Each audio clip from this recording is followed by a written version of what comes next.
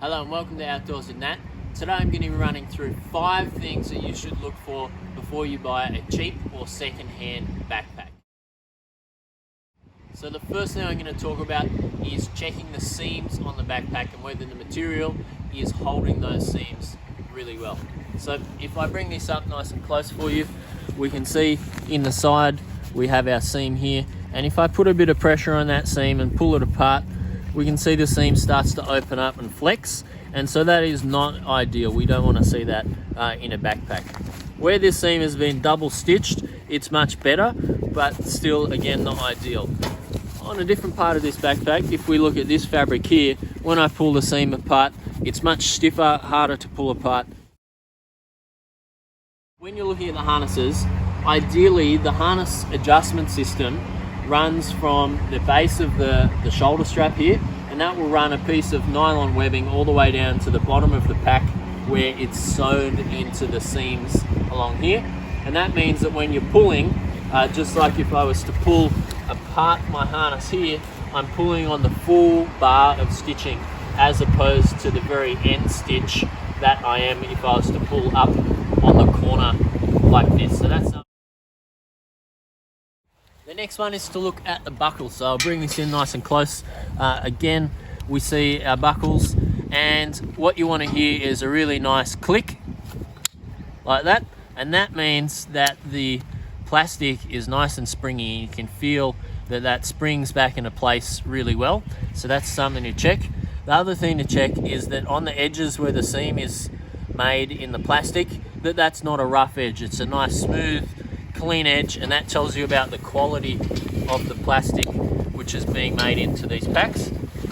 And again, on buckles like this where we have a strap tightening down around this front edge will give you some clues to how strong the plastic is and how well that has been made, whether you can flex it or if it's nice and rigid like we find in the buckles on here. So overall, the plastic on this pack is pretty good, and the buckles will last well.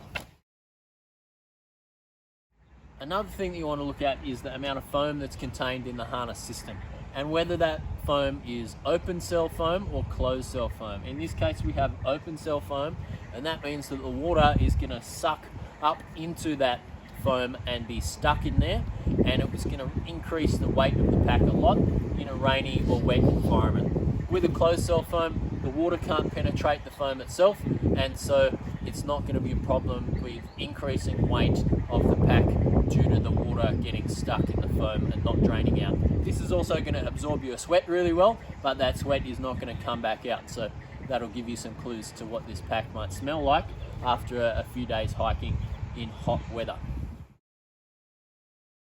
The final thing I want to look at is the material type. So here we've got 2 different types of material.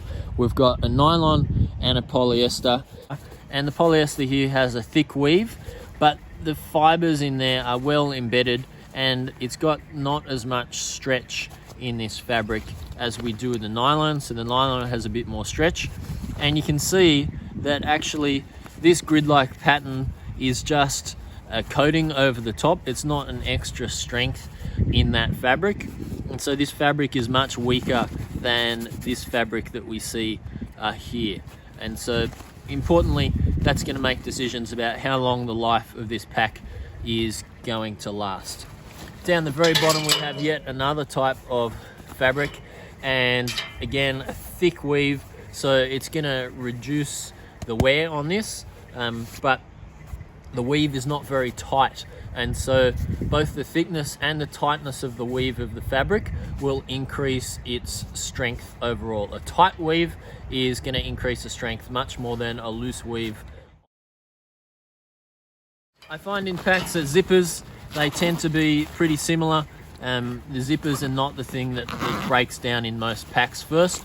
Just in recap, our 5 things that you should look at for a cheap backpack or a second-hand backpack is the quality of the seams, the harness system, the buckles, the foam, and whether it's closed or open cell foam, and finally what fabrics you are getting as part of that. Thanks for watching Outdoors with Nat. Please subscribe. If you have any questions or comments, please leave them below, and have a great outdoor adventure.